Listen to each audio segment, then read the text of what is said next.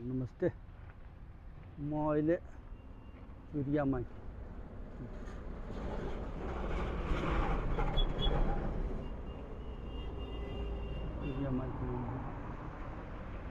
तपाईँ यो एकैचोटि काठमाडौँ यताबाट गइहाल्छ अनि यताबाट एकैचोटि वीरगञ्ज अनि पथलैया हुँदै एकैचोटि काकरभिटा अनि यता तपाईँको एकैचोटि हेटौडाबाट पश्चिम गड्ढा चौकी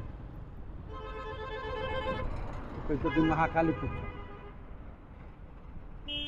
अनि हेटौडाबाट उत्तर तपाईँको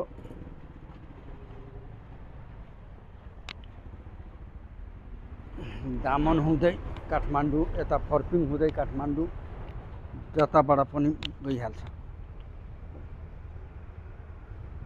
यसो दर्शन गरौँ अब।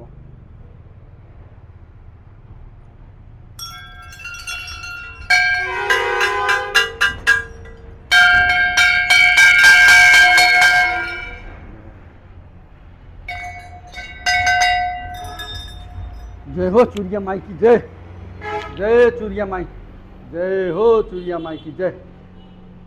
यही हो चुरिया माई तपाईँको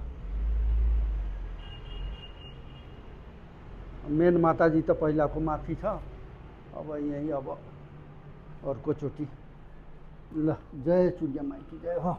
यसो अगरबत्ती सगरबत्ती धुर्सु बाल्नलाई यसो राखिदिनु पर्छ अलिअलि ल।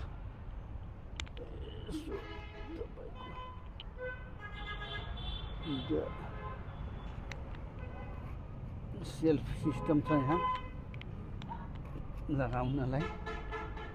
जय चुरिया माई की जय हो। यो पनि बारा जिल्लामै पर्छ, यो चुरिया माई मध्य प्रदेशमै हो तपाईँको। मेन मन्दिर त यहीँबाट माथि जान्छ, मन्दिर जाने बाटो ऊ लेखेकै छ मेन मन्दिर। अब टाइम भएको दिन माथि लगाउला। हस् त